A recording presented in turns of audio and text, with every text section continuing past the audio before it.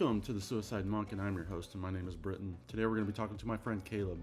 He's an entrepreneur, and he also has a podcast called Stacking Habits that focuses on creating healthy habits for sustainable, healthy living, mentally, physically, emotionally. Um, so sit back and enjoy, relax, and we'll see you on the flip side. So based on that, why don't you introduce yourself and tell me a little bit about yourself? Give me a little bit of background. You're an entrepreneur by trade, or by nature. Yeah, I It think it's more of a seems. nature thing. Yeah, I think it's entrepreneur not really can a be, trade. Yeah, that's just kind of built in you, and has yeah, been I for a think while. But why don't you give me a little background on your life, what you've grown up in, uh, something like that. all the way back to the beginning when I was a Yeah, speck in man. my father's eye. Yeah. How was your upbringing? Oh man. All right. Well, I'm Caleb Roth. I'm 36, live in northern Indiana, so that's where you and I met. Grew up in Michigan. I'm one of 7 kids. I have a twin brother that's 18 months younger. So there's 3 of us that ran really, really close. Raised conservative Christian. Went to Christian high school. Went to a Christian college. Found my way down to Indiana. That's kind of the basics. Do you still hold on to the Christian faith pretty heavily? Um, yes and Because you went no. to you went to a Christian college, and Yeah, I went to I mean Grace that College. yeah. It's a liberal arts college, but it's a Christian background. I would still hold Well, on to the title of Christian, in intending to be Christ-like in terms of what I grew up with very strict rules in the church. Um, I have to imagine Jesus would come back today and have just as many bad things to say about the church today as he did 2,000 years ago. sure. So yeah, I'd say the label still applies, but that's something that I'm trying to figure out still. Okay. In what way? What are you trying to do to, or what is your practice in that? Because I Well, assume I used to that has to check do all with. the boxes and go to church 3 times a week and Bible quiz and lead worship and do all the appropriate things. Now it looks more like trying to understand what Jesus actually said, what his message was, what it means to have abundant life, what it means to love others. The church likes to get hung up, and again, church is a nebulous word, and every body of believers is very different. But I Sure. believe we're made to be in community, and I believe we're made to love each other. And everybody has different opinions and ideas on what that actually means and looks like. Yeah, for sure. Well, you just got remarried I and did. got a big family of your own. Yeah, I You went want to tell from us a little bit about that? yeah, That's pretty exciting. divorced in 2021 technically, but really 2020. COVID slowed down the courts and everything else, but was out in Colorado, loved it out there. Have a son, he's 5 now. And so basically went from, having my son a little bit to getting remarried, and my wife has 4 girls. So my son's 5, her girls are 12 down to 7, and we are expecting another girl next month. So Wow. yeah, life went from basically living the life of a bachelor to jumping into a very full house, which again, I grew up with that. I'm one of 7, but I thought that ship had sailed and that was not going to be my life as a parent. And here we are. Yeah, that's a huge change because you're flying all over the country, playing golf, hanging out with the boys, going on vacation, and then just all of a sudden decided to jump right back into it. And it's a little different scenario for you now. So It's a what's lot of that a look different like? scenario. Yeah. I mean, Um, what's that? This is the last year, right? And yeah, I got married in May, so oh, 7, wow. 8 months ago. Wow. Yeah, And when's your daughter due? next month. So a little honeymoon baby. Wow. Yeah. Good for you guys, man. That was also not in the plans, but I think God has a sense of humor and a little sense of irony in a lot of ways in my life, and that was His way of kind of going, "Hey, you can say all the plans you want. I've got different plans for you." So we're riding that wave. Yep, I understand that one for sure. Um, what you'd also, I don't want to use this improperly, and maybe you have a different term for it, but you just retired from your latter position or job or company, basically. You want to talk about that a little bit? And I what brought joke that about? retirement. I'm 36, so I like to call it more of a sabbatical. But yeah, so I've had two careers, if you want to call it that. I worked in orthopedics. I did marketing for Johnson and Johnson Hmm, for 5 years right out of college. I didn't know Did that. product management, worked my way up. Pretty good job, in terms of corporate gigs, and could have had a future with them probably for the rest of my career. But like you said in the opener, I identify as an entrepreneur, someone that takes risks, someone that makes decisions, someone that steps out, and I really wanted that freedom, and so I got into flipping books. It sounds silly, and a lot of people say, does anybody still read? And the answer is yes. And built a pretty profitable book business back starting in 2015, moved out to Colorado. And then kind of on accident slash on purpose, the research tools to analyze books weren't that good. And so the tools I was using in my business to make decisions, I love data and numbers. I'm pretty headstrong as it relates to that. I tend to be more analytical than a feeler. And those tools were not very good. And got a brother that works for Google, some friends that were in tech, and said, "Hey, can we make a better mousetrap? Can we make a better tool?"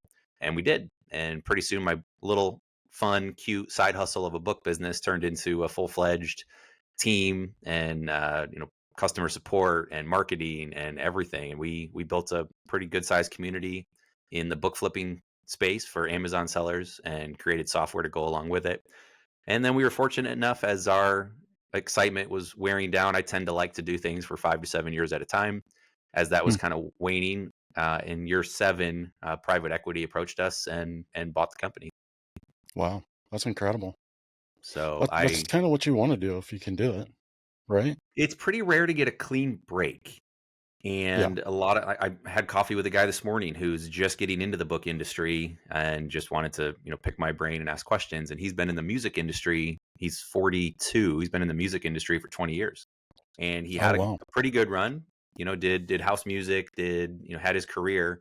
And he's kind of realizing that, the young kids, as he calls them now, are showing up and the industry's changing. He just doesn't want to play the games that he feels he has to play to succeed.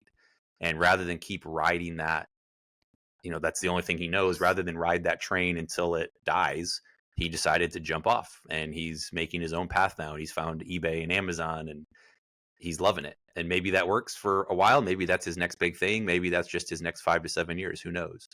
But Is it lucrative enough to just sell books on Amazon, and if you do it right, I guess. yeah, yeah, yeah. I mean, there's people that are Because doing. you had a backing of you had some tech behind you that really kind of launched you. Is that what I'm Yeah, there's understanding? pretty good software out there. So I ran a company called Scout IQ.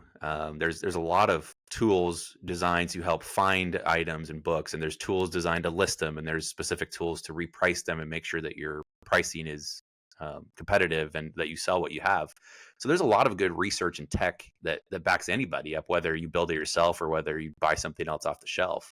But it is a good industry. A lot of people use it as a gateway drug to get into entrepreneurship, and a lot of Mm, older people use it as a way to supplement retirement. So we had a lot of people under 30, a lot of people over, let's call it 50 and 60, that sort of got into the book industry. sure. And from Yeah. there, once you learn the skills, once you learn that you actually can make money, that sort of opens your eyes, opens your awareness. And some people decide to stick in it, like I did, although I did slightly shift gears and do the software side. And many other people then decide to branch up and try other things like private label or wholesale or just other business models that may be more scalable. Mm, yeah. Well, that's awesome. And you've taught a lot of people to do that. So Yep. you became kind of well, and you're still teaching people how to do that. Yep. You became kind of a teacher in the field of your uh, founding business. Yeah, and some of it was strategic, some of it was accidental. The teaching, if you end up teaching something, you have to have a really solid understanding of it. And even the process of creating the material or talking off the cuff and trying to explain something does something where it helps cement those ideas in your own head. Mm, Just like the yeah, process of writing or journaling helps you be a little more concrete in your thoughts and sort of internalize that. The same thing happens when you teach. So I started a blog and shared some YouTube content. I never wanted to mm, put my face out there. So I started with the blog. It was sort of a faceless way just to share information. And primarily, the idea of being an entrepreneur is it can be lonely because people don't get it. You don't have the water cooler talk at the office. You don't have tons of people in a cubicle that you can go grab coffee or lunch with. It's pretty much Right. just you. And so I built the blog as a way to connect with other people. And eventually that turned into a marketing arm, although that wasn't necessarily the intention when I started. That's a good idea, actually. Because I understand that from, doing carpentry all my, for the last 30 years, that I was very secluded on jobs for months at a time. Yep. So there's not a lot of, you can't bounce anything off of anybody. You have nobody to really understand what you're doing. So it's very difficult. A lot of times you become very strong on your own You at do. And there, times. there is a benefit, especially for you, being in Indiana, or you were, and if you can network with a craftsman or craftswoman in a different Hmm. state, technically you're not competing with each other. You're not going after the Right. same customers. And so what you can learn about how to run a business and what's an appropriate price to charge and what's the next, cuts that you can make or miters you can make or whatever your terms are, the more you can connect with other people, the better you all get. And that was one of the unique things is we are all in different areas. Certainly there was other booksellers in the Fort Wayne area, but we networked in our community with people all over the country. And so technically we're all selling on Amazon, so maybe we're selling the same books, but we never really viewed it as competition. We viewed it as I can help you, you can help me, and together the collective we becomes smarter and more efficient and just more creative in what we're doing. Wow. That's incredible. It's hard to collaborate with people in the same field. They get very competitive. It is in Even some like fields. So orthopedics yeah. was, and there were three Okay. companies here in Warsaw, and now there's two because two of them, one acquired the other. But there tends to be a lot of competition and not as much camaraderie. And in the book space, for whatever reason, I think we all just understood that we're somewhat alone. Most people don't get what we do, and we all, at the end of the day, we identify as entrepreneurs. And so there was actually a really strong support, and that always surprised me. People would want to help each other, even if it technically meant there might be less, meat on the table at the end of the day if I'm helping my competitor. But the reality was, we often talk about it in a team setting where 1+1 is more than two. And I think the same thing is true when you compete with other people. It forces you to be stronger, and we Mm. definitely saw that across our industry. Yeah, that's neat. That's incredible. So when did you semi-retire? So I sold it in December of 2022, so about 13, 14 months ago. Okay. And I was supposed to stick around for 3 months as part of the buyout, but that process was one phone call of, "Hey, we downloaded your app. I think we got it figured out. It's pretty straightforward, and I don't think we're going to need you." So really, that 3 months was nothing at all. I think I had a few calls, a couple emails, and they basically decided to run with it on their own, which that's their Wow. prerogative, and they did it. So I forced myself to take 3 months as a minimum. At a minimum, I didn't want to jump back in because books for me was a side hustle. It was a way to get freedom and quit my day job. And that started as that's the only thing I knew really because I'd done that in high school a little. So I had some experience and I knew I could build that up. Whether that would turn into 30 grand a year, 300 grand, I had no idea. But I knew I could start that. And that turned into 7 years. So what I wanted to be Yep. careful of was just barely dipping my toe into the next thing. And that might turn into the next 7 years without being intentional about that path. So I Mm. forced myself to take 3 months, reflect.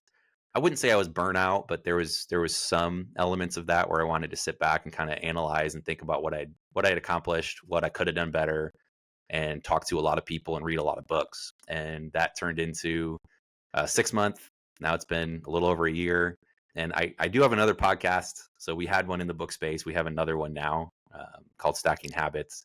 It's really just a way for me and two of my co-founders to get back in the game and talk about self-improvement, bettering yourself, habits. We all are fascinated by business, so that's going to be our language, but we're trying to cast a little bit wider of a net to see what we can do with it. So that's Sure. that's a passion play. That's not really a business right now. Maybe down the road that turns into a community or software or something else. But that's just a way to stay a little busy and connected and have an excuse to talk to cool And if people. if people want to listen to you, where can they find you? Stackinghabits.com. Okay. And then you're on Spotify and YouTube.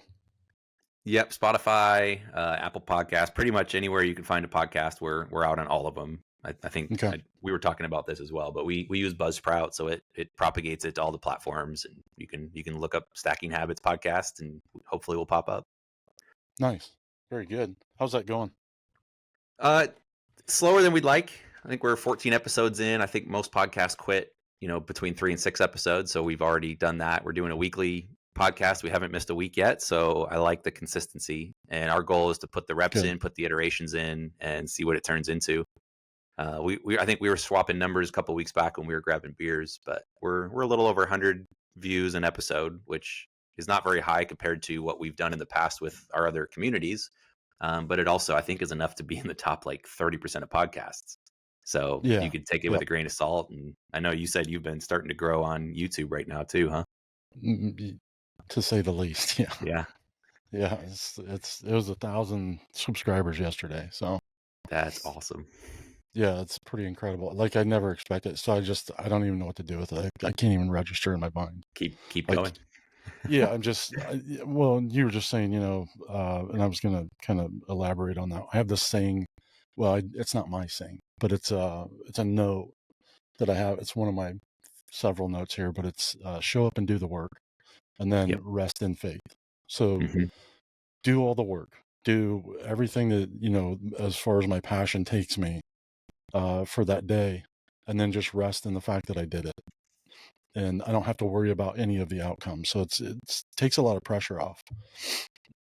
Yeah, there's a fine line. We had this in the church growing up too, where you just want to trust God. And so a lot of times you throw up your hands and say, "Well, it's out of my control. I'm going to just trust."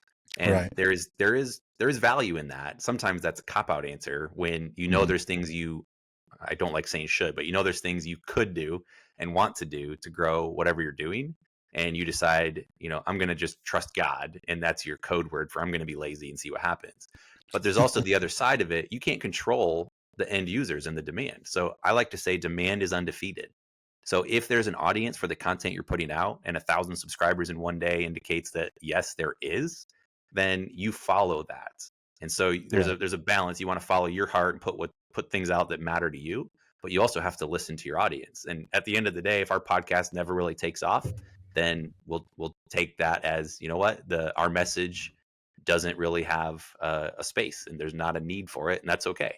And we'll either shift or tweak or tinker or just try something different. So I Sure. like that approach because you can control your work. You can control if you show up and put the content, Yeah. generate the content and post it. After that, it is sort of out of your hands. It's in the hands of the algorithm gods. Yeah. Yeah. And it's really like I kind of say that I'm in disbelief with the amount of numbers. Like I can't. Not many things have happened that are good to me in my life, so it's really hard for me to wrap my head around the fact that somebody wants to listen to my raspy old voice on It's or a look pretty at my smooth face. voice. It's Yeah, a pretty thanks, smooth man. voice. We talked about this. You do put out good content. I think the quality and the intention is there, and that really does matter. Well, yeah, and it'll improve over time, and as I get more acclimated to this, questions will become more natural, and Yeah. interviews will be you know a little better. What's your cadence right now? Are you doing one a week? Oh yeah, one a week, man. I Okay. I tell you what, this is a full-time freaking job. Just It can be. it is like I don't use Riverside to edit, so I notice in a lot of the Riverside videos, they'll have these little cuts, and you'll miss certain words because they're cutting the silences out. I figured Yep. it out the other day. I was Oh, watching. I was nice. like, that's why it's cutting words because they're cutting the silences, and that's Yep. what I don't want to do because some of the silence is very necessary.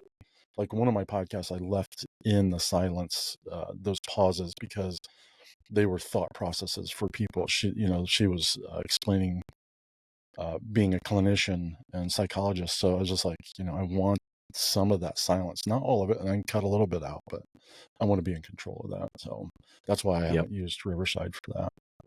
Well, and those are the things too. I'm always a big believer in getting started. That's usually the hardest Yes. part because you can sit there Yep. and go, man, the audio is not perfect and my camera angle is not perfect and I could get better sounding audio. And certainly those things matter, but if you tweak something, you might get 5% better listen rate. And if you do that when you have 100 listeners, you might add 5. But if you do it when you have 1 million listeners, Now you had 50,000. Right. So the tweaks are important, and you do want to fine tune your craft, but don't let that get in the way of simply going and doing and seeing if you have some sort of resonance out there.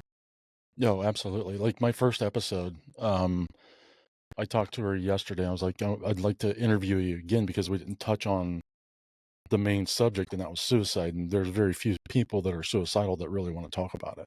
They do Hmm. want to talk about it, but getting them to talk about it is a different story because they're generally in a dark place." Yep. And I was like, we can go back and do the content again and make it more relevant and make this conversation, because she's getting, she's 1,500 views, maybe 1,800, something like that.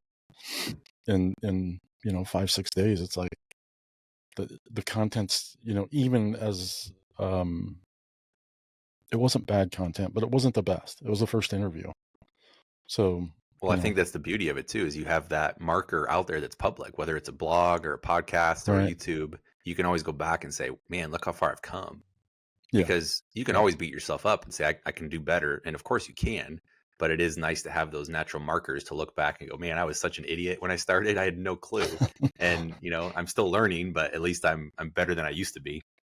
Right. Right. So, as far as direction as you with your podcast, what are you guys thinking coming forward or going forward?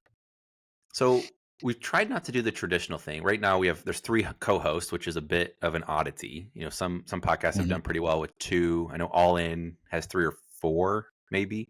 And so the benefit with that is we can do internal episodes, meaning just three co-hosts. So that's something that's pretty unique and allows us to share our curiosities and our stories.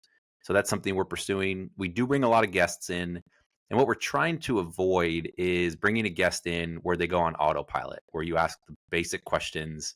Tell us about. Typically, this is the typical flow of a business podcast. Tell Right. us what you're doing, why you're successful. Tell us the hard part about getting started. What did you struggle with? What's the moment when everything changed? So you kind of ask the normal questions that people hear. And, that guy that comes on a podcast or gal is going to have the same story that they would have given on two or three or four other, podcasts. So nothing really stands out. It's just kind of an average Me Too effort. What we're trying to do is a little bit different. We're trying to center around a certain habit that they have and really dig into that specific habit and what were the intentions behind it? What were they trying to change in their life? How are they putting that into practice? So what are the practical natures of it? And then what kind of impact is that having for them and their family or the world or their business or their community or whatever that is? So it's intention and then impact. So that's kind of what we've started with. And I think the flow's been good. But one thing, we want to do more internal episodes and let people get to know us a little more and provide more color to who we are. And then I think we're going to start doing more series. So we might do a series on relational habits, and that Mm. might be 8 episodes. And the other piece, I think we talked about it when we sat down too, is the more reps you can do, the more iterations, the better the product gets. And right now, Right. if we do one a week, that's 52 cracks in 1 year. That's it. So we're deciding that we probably are going to do two a week. One will be a little bit longer form, like an hour long podcast. One will be shorter form, 20 to 25 minutes. The goal is some people don't want to give us an hour of their time, and I totally respect that. So we want to make something a little more dense, a little more compact, and just test that. And if people respond great, then we'll do more of that. And if they don't, then we'll go back to the old format. But we're still Yeah. trying to find that product market fit where we get 1,000 people listening in a day, and that to us says, hey, you're onto something. And so Right. we're Right. still searching for that. Well, and now I'm in the process of shortening mine because I Okay. mean, some of mine are up 3 hours long. Joe And Rogan proved that people will listen. Tim Ferriss does the same thing. A lot of his are, I hour and a know, half to 2.5 hours. So I it is know. doable. Yeah. And I do get a lot of listeners, but there's only so much time you spend in a car, or, Yeah. people, there's that short window of time that people really listen to the podcast. So I don't want to say pack as much information, but give as much relevant information as possible within the short amount of time. Yeah, and So, the other thing, I don't know if you're toying with this either, is we're trying to change the format a bit. So some of that may mhm. be an email where we do a bit of a newsletter feel, where if you had 30 seconds to scan an email, you could get something of value. And if you had 5 minutes to read a longer article or a short video, you could do that. And if you're willing to give us 30 minutes or 60 minutes, you could throw a podcast on. So we're Yeah. trying to find, what is that content that people want and is necessary and will help move people forward and get them unstuck and shine a light and whatever other um, analogy you want to throw at them. But we're trying to Right. just Right. tinker and play with it, see what people are receptive to. So since you're um, since you got away from the books, well, retire. We'll just call it retirement. Since you retired from the book industry, And I do have y- my AARP card, so I guess I technically am retired. oh, that's good. You So do you can, get so you discounts? can. Actually, I didn't realize this. It's just an organization. You don't have to be 65 or 59 or be retired. You can simply sign up and you get hotel discounts and car discounts and all kinds of good stuff. So, pro tip: Yep. get your ARP card. I think is what they call it, not AARP anymore. But get the card. It's Yeah. $12 a year or something silly, and it opens a lot of discounts. But people do look at you funny when you don't have gray hair and you're using the card. Well, that's fair. I think I'm getting more gray actually. Yeah, you could definitely pull it off, Britton. Yeah, I look like an old man, but I forgot what I was asking you. You were asking since I'm not doing books and I'm retired. Oh, yeah, yeah. Did that affect you, like walking away from that or selling that, retiring? Did that affect you emotionally in any way? How did that affect you? And has that changed in a positive direction for you? It does. So I'm a people pleaser by nature, and so selling that and backing out of the community, there is some emotional toll in terms of people say, hey, you're just chasing the bag, or you didn't really care about us, and you just took the easy out, or whatever that may be. So we were very connected in the community. It's one of our superpowers. There were other companies that had very similar tools, very similar apps. If you downloaded them side by side, they look very similar. And I like to think we innovated and they copied, but the reality is it goes both ways. Mostly they copied, but that's my perception. So we were very community driven, and I have a lot of close friends. When we sold the company, we went and had 25 of our partners and Wow. large customers and affiliates and vendors and people that we just respected, that we brought and did a big party, and that felt like closing a chapter. And there was a lot Wow. of beauty in that to celebrate that accomplishment and let people kind of enjoy that. The other big emotional thing that changes, and our mutual friend Tyler, we've sat down a few times and talked about this. It's really fun to play offense when you're growing a business, when you're growing something, and next month looks brighter and more hopeful than this month, and next year looks more hopeful. There's a certain joy in the challenge and the struggle of growth. And the minute you sell and you take all that money up front, you switch from playing offense to playing defense, and all of a sudden you're going, I need to make sure that I don't lose this money. And you go into protection mode instead of trying Mm, to grow, because everything changed overnight. And so that yep. does something to you psychologically. And, last year was the first year I think I spent more money than I made, because I had some passive income. I had some interest income. I had, some Airbnbs or whatever. But I got married. We went on a crazy honeymoon. We bought a bunch of furniture. We bought a riding lawnmower. And so it was, even though I have a good bag in the bank, if you want to call it that, my income last year was lower than my expenses. And so that psychologically does something to you as well, where I've never had that before. And that just changes your relationship to work, to money, to everything. So it Sure. was a year of stepping back in a lot of ways, which was good. And then the question is, when's the right time to look for the gas pedal again? Well, yeah. And then what does that gas pedal look like? I mean, is it the Well, hopefully it's on podcast the or is right it side some, of the floorboard. I don't right? think it's moved, but Well, it could. I mean, what does that look like? Is that another business, or is it the podcast? Is it spending the time and the focus on building the podcast and still creating that relationship with two of your close friends? a lot of it is. The relationships that you have greatly impact the quality of your life. At least they do for me. That's been my experience. And so I want to have meaningful connection with as many people as possible. And that's easier when you're in the same industry or you have a shared passion like business. It's a little bit different. Um, I don't have a day job necessarily. So I can talk about what I did in the past, and that's fine, but at some point that's old news and there's pressure to go create again. So I do want to create again. My wife's actually writing a book. She's almost done with it. She's very close to signing with a publisher, which is all exciting and awesome. And so some of this last season has been watching the kids, 3 days a week so she can go off to the local coffee shop and get her writing in. And so actually in Colorado, when we did our party, I said, let me see your hand. She held out her hand and I kind of gave her I just kind of like reached like this. She goes, what? I said, this is the baton. It's your turn now. Like I had my go. I sold the company. I'm done right now. It's your turn to sprint and finish your book. And I will step back and help out a little bit. But there's still energy in me. And I'm not going to sit back and not work for the next 20, 30, 40, 50 years, however long I get. So there is desire to get back into it. And it's still trying to figure out what that is. Well, no, that's great that that you want to step back and give her the space to do it because she is a good writer. She's a great Um, writer. yeah, I'm. You probably know better than I do, but she is. So I mean, it makes sense for her to do that and not. And she's labored over the last several years, and being a single mom and raising 4 girls and trying to rebuild and Hmm. now being able to have that space to do something that she's really good at.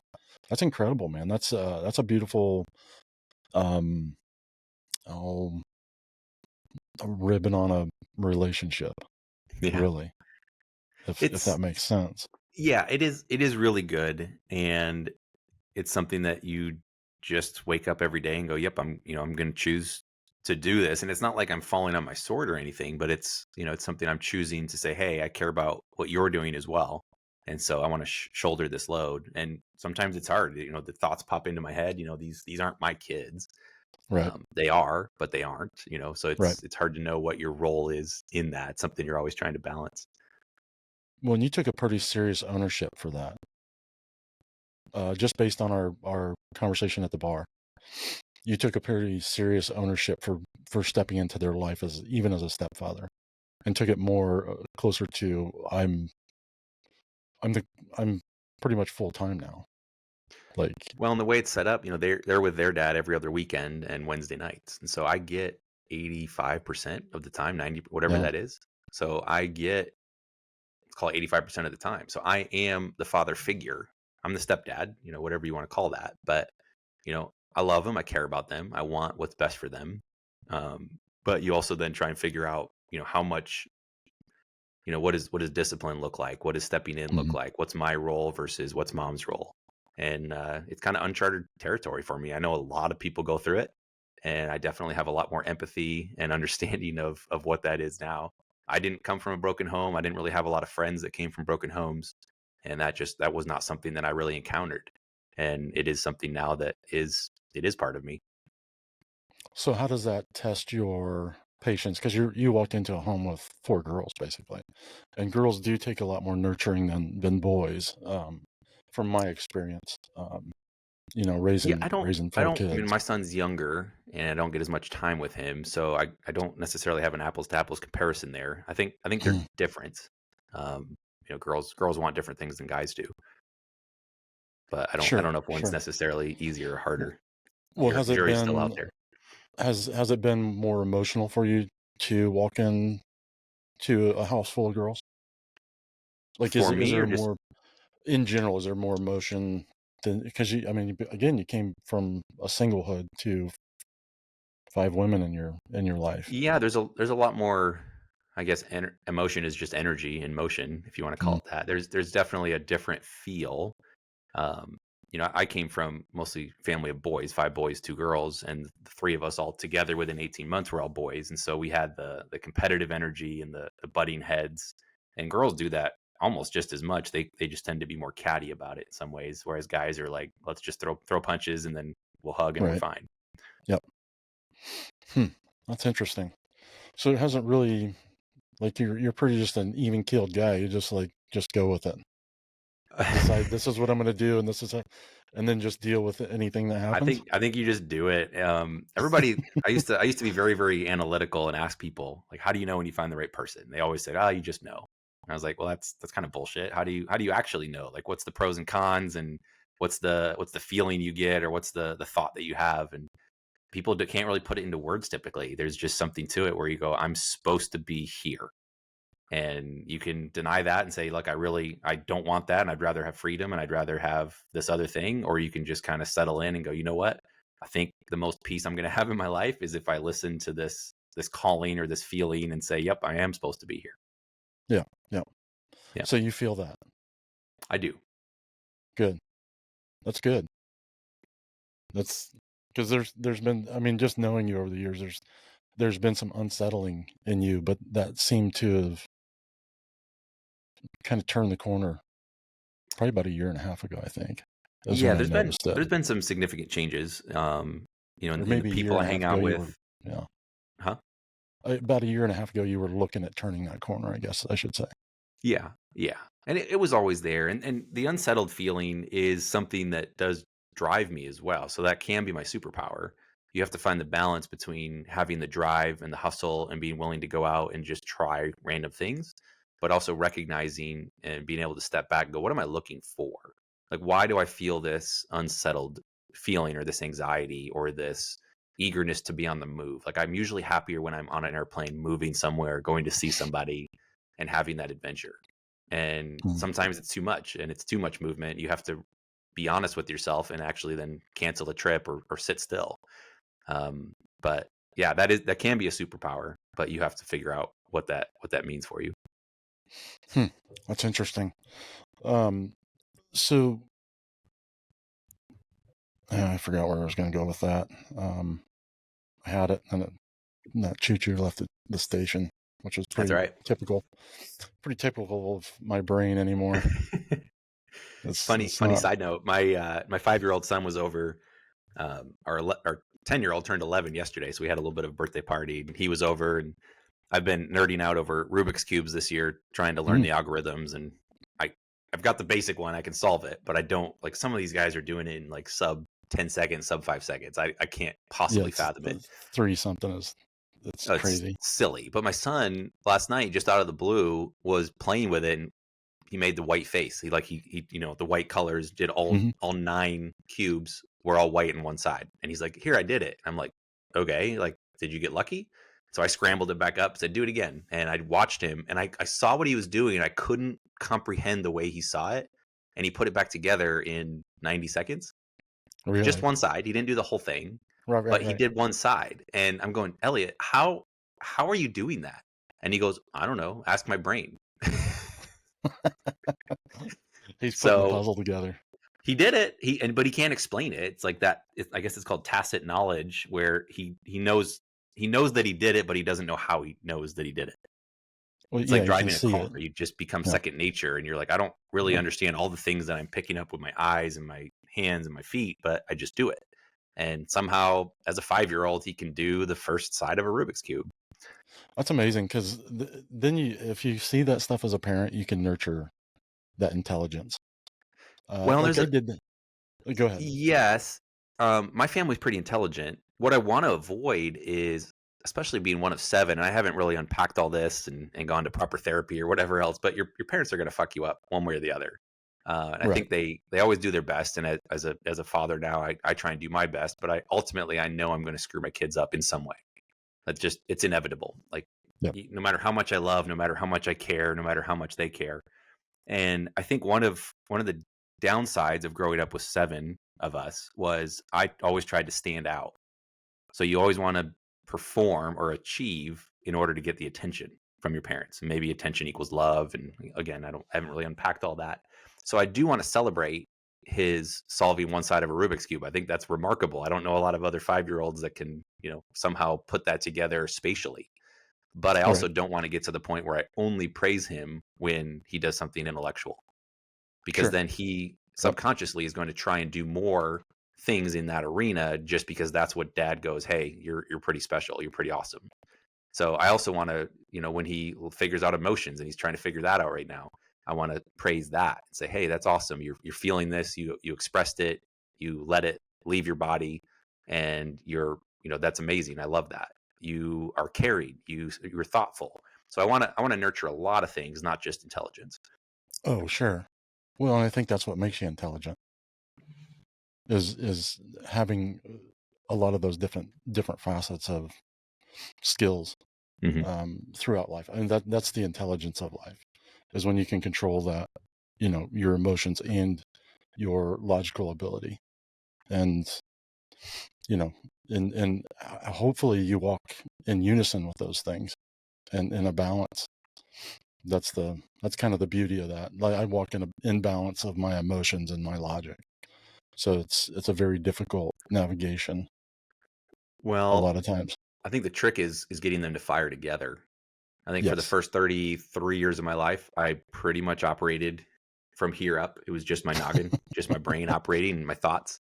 And now the last 2 years, I've sort of been aware that there is actually more to me below the neckline, and in particular, heart and intuition and a lot of other things that go with it. And the brain's not bad.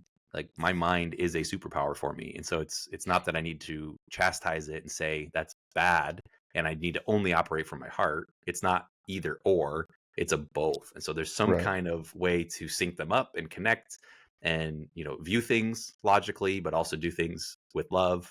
And, I think the more that I can, bounce between those or connect them, or I'm not quite sure what that actually looks like in real life yet, but I know logically and intuitively that if I can pair those up, that good things are going to happen. Yeah, because you tend to think on the more logical side. If I were to guess, that more Yes. analytical side. So Myers-Briggs, I'm a feeler rather than a thinker, but the line is somewhere in between. I'm pretty close to both. Okay. I tend to have a pretty solid gut in terms of knowing where to go, but then I try and back those up with spreadsheets and pro con lists and numbers. So I tend Okay. to rely on numbers, partly because we live in the West and we're very scientifically driven. I'm also very comfortable with numbers, so that's an easy language for me to talk. Okay. So I think I'm more in between than I would have thought before. But if you connected with me, the first 33 years, so before when I was back in Indiana, then it would have been Right. more head driven, I would say. Yeah. Yeah. So you're entering into that intuitive, emotional side of who you are in I'm the at last few least I'm at years. least opening the door and peeking inside. That's good.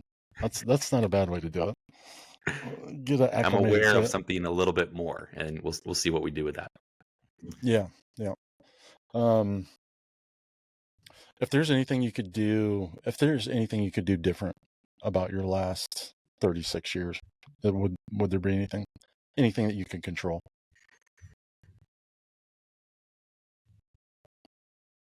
The hard part of those questions are if you change any one variable, it has some sort of a ripple effect. And so I'm pretty happy with where I am right now. Could the path have been more direct? Could I have hurt fewer people along the way? Could I have gotten here faster and saved years? Yes, yes, and yes.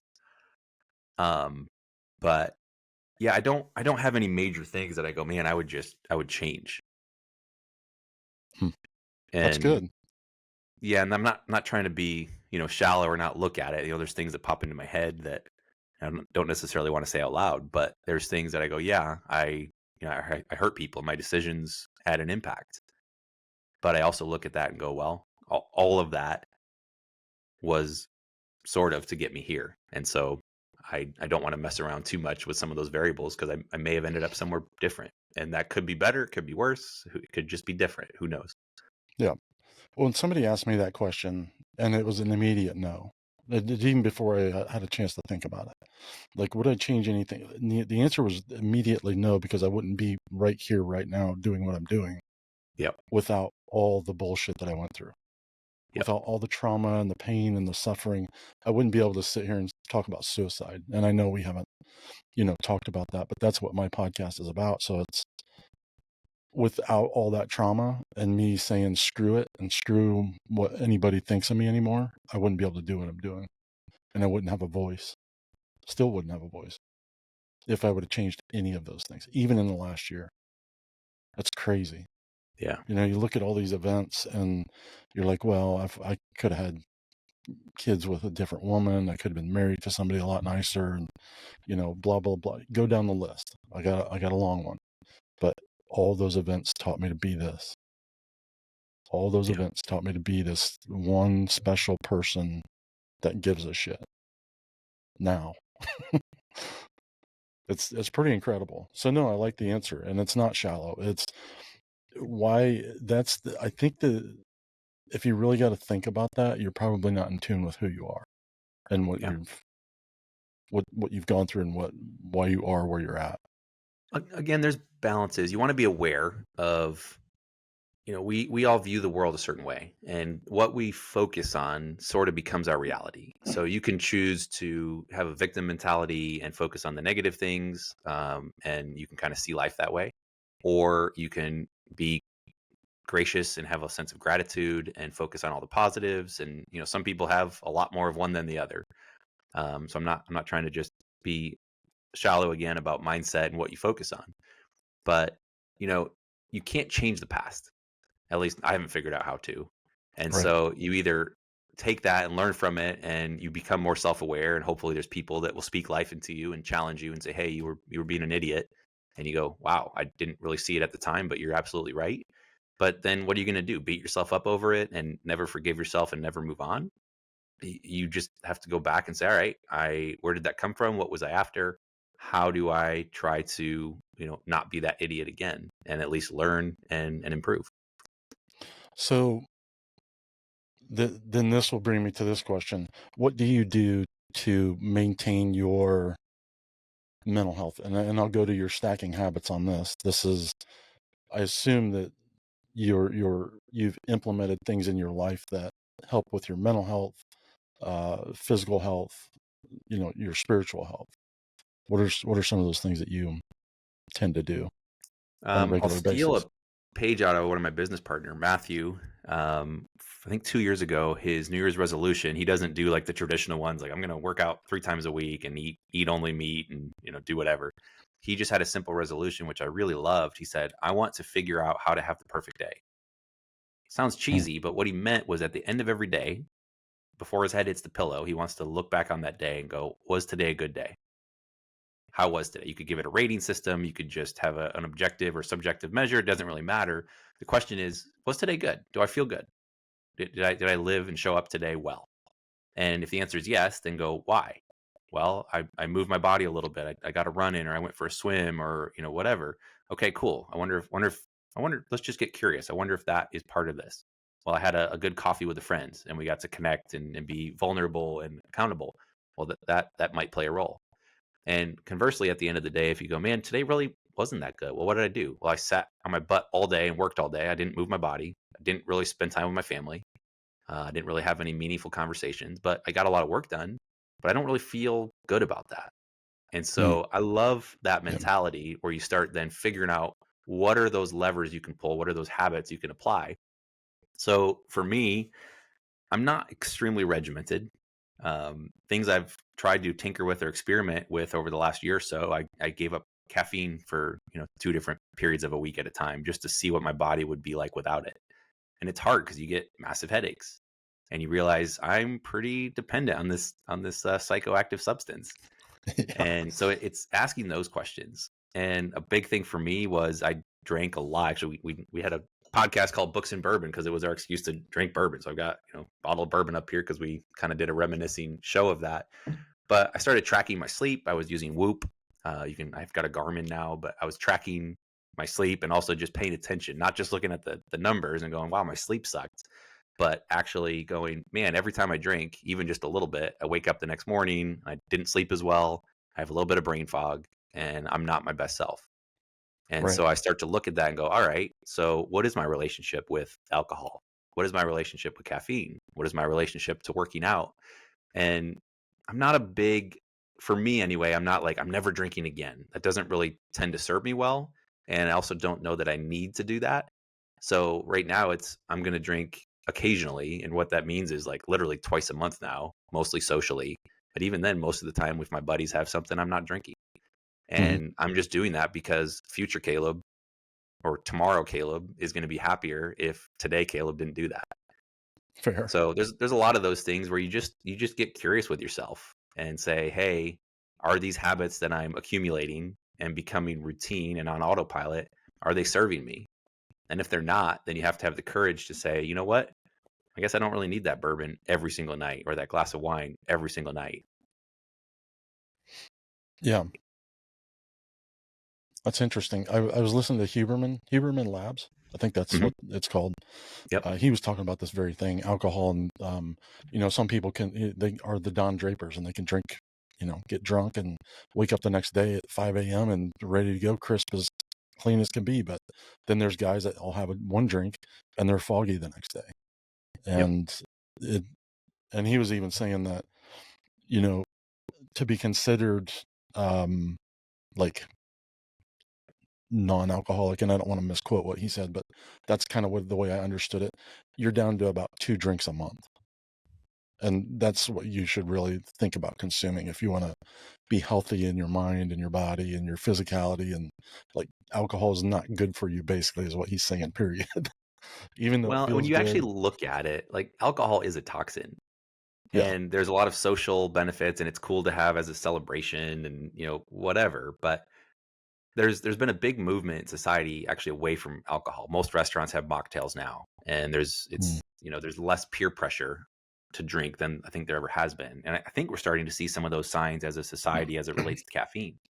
And so I'm excited about those trends. And I'm if it works for you, great. I love coffee, and I'm going to drink coffee because I enjoy it. It's a nice ritual. It's something I do. It's something I look forward to. But I also want to just challenge those relationships and say, do I need to have this every single day to avoid headaches? And if that's muting you and masking you, I know depression medicine does that too. A lot of things, painkillers, a lot of these things that we do just mute who we are and how we feel. Yeah. And so, some people need that. I'm not criticizing, but I think anywhere you can, it's just an interesting question to say, what is my relationship with fill in the blank look like?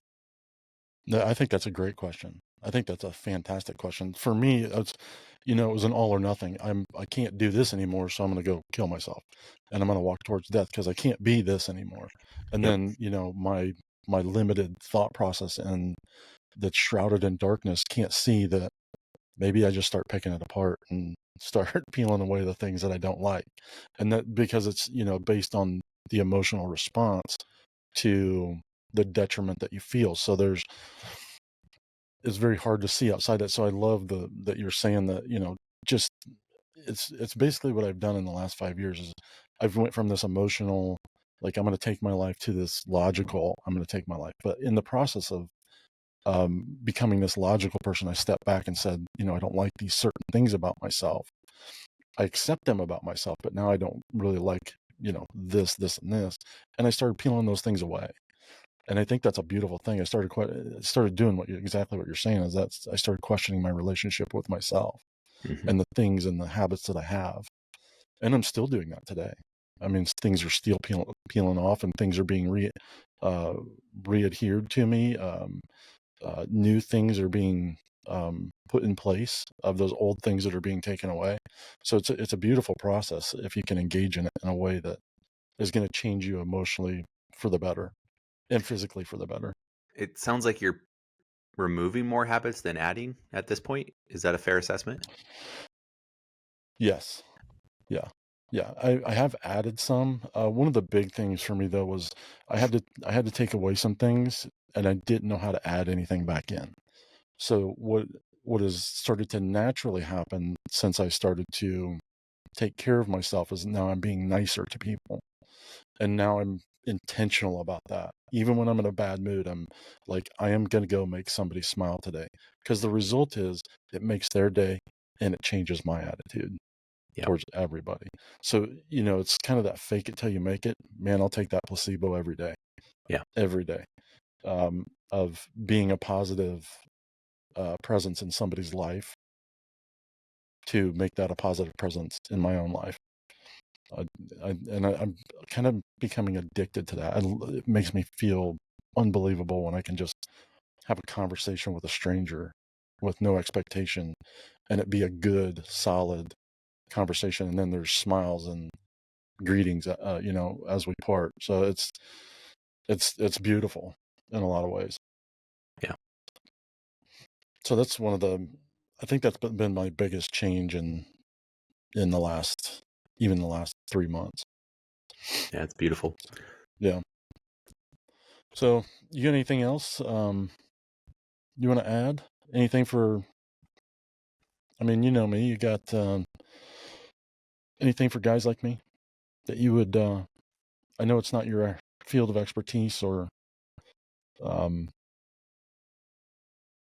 But that's why I think habits are important, and especially what you just said is, deciding what those relationships look like in your life. I think one thing that comes to mind for me is there's this concept of walking a mile in someone else's shoes or understanding what they're going through. And a lot of times you can't until you actually are there. And so, for example, my 12-year-old is has a lot of negative thoughts and is probably being influenced by friends. And there's a lot of struggles on a 12-year-old in today's society with social Hmm. media and everything else. To I don't understand all the pressures. I didn't have those exact same ones when I was 12. And there's maybe some neurodivergency and things where her brain probably is different than the average, and I would guess mine is as well.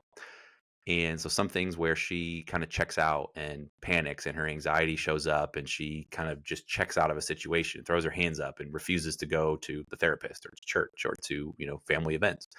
And at first, logical Caleb pops in and says, "Hey, you just like stop being a kid and or be a kid and just follow along, right? And stop making havoc and creating havoc." Without getting curious and going, "Hey, what is it about the situation that's making you check out? What is going on in your heart, mind, body, soul? Like what is going on?" Rather than me just assuming that I know what's happening because I'm an adult, she's a kid. And where this actually showed up is last week. I tend to be on the move all the time. And for some reason, I got overstimulated. I don't know what it was. I don't know if it was road noise and I was running errands and picking up a trailer and backing a trailer, which was not a very comfortable exercise for me. I've not really ever done that. So there was a few stressful things that day, and I got home and took the kids to dance and was at a coffee shop, and there was a couple that was next to me talking very loudly, and I didn't have headphones and I couldn't tune the noise out, and it just kept building and building and building that pressure. And I got home and literally I just had to check out. And I've never experienced that before, where I Hmm. literally told Alicia, I'm done for the night. And I went to the bedroom, turned the lights off, put noise canceling headphones on so I couldn't hear the kids, and curled up under a blanket and just laid there for 2 or 3 hours until it was time to go to bed. And the thought occurred to me, I wonder if this is what my kid is feeling from time to time. I wonder if it's this level of overwhelm where literally I didn't want to be in the room with anybody else. Hmm. And so getting curious, and maybe that was actually me. I've never had that before. What I suspect was that was somehow that God or the universe or whatever you want to call it was showing me what she may be feeling from time to time. And the minute I had that level of clarity, it allows you to be that much calmer instead of going, "Hey, you're being an idiot." And I can go, "Hey, hun, what are you feeling right now? What is going Hmm. on?" And getting curious. So not only curious about yourself, but curious about others. So I think the same thing applies to you. I don't understand. I've never been suicidal. So I can't understand your brain. But I think having the curiosity rather than just going, "Oh my gosh, Britain's suicidal and I don't want to touch that. I'm going to just kind of stay back over here where it's safe." I think instead getting curious and going, "Man, what is that like?" And opens a door, whether you want to share or not, it's up to Yeah. you. But Yep. there's so many things in life that I will never understand, whether it's gender things or, I'm a man, I can't quite understand women. Of course, no man can. Otherwise, Right. we'd figure this thing out, and probably vice versa. I don't know that women really understand everything about men, but there's certain things that I'm never going to understand because the way I was raised, my upbringing is different than others, and vice Yeah. versa. That goes two directions. So I think that's something I've been really learning lately is you don't understand someone else. And even if you think you do, there's usually way more complexity below the surface. And the more curious you can get and the more interested you can get to ask those questions, the better you're actually going to be able to connect and relate and serve and be a leader and be a dad and all those other things. Hmm. No, that's incredible. And that's kind of where I was going earlier in the conversation with you transferring with all the or coming into, these lives of these women, five of them, and then the emotion and dealing with some of those things that you haven't really ever had to deal with. Number one, because you had brothers. I mean, right? Most of them were brothers, or all Yeah, I had two brothers, or sisters, but one was quite a bit older, one was quite a bit younger. So we didn't, okay, we shared life, but not the same stage of life. right, right. Not in yeah. So yeah, that's what I was curious about. So that answers quite a bit, and it's neat to watch how you're navigating that. So, and not only allowing yourself to enter into those hard spaces, but then analyzing those and applying them to the kids and even your wife, and Yeah. yourself. So that's really cool, man. Well, thanks. Yeah, that's good stuff. So anything else? No, that's really it. Well, Caleb, thanks for being here, man. I appreciate you doing this. I appreciate you being part of this. And if anybody's got any questions, go check out Stacking Habits, right? Yeah, check me out on Instagram, caleb.j.roth. And if you're in Northern Indiana, look me up. But other than that, love to connect, love to just bounce different ideas. I love business, but there's a lot more to life than just numbers and dollar signs. Yeah, that's right. That's right. All right, man. Well, thank you very much. I appreciate everything. Yeah, You have a thanks good for having day. me on. Yep. Tell your wife hi. I will. All right. Suicide Monk out.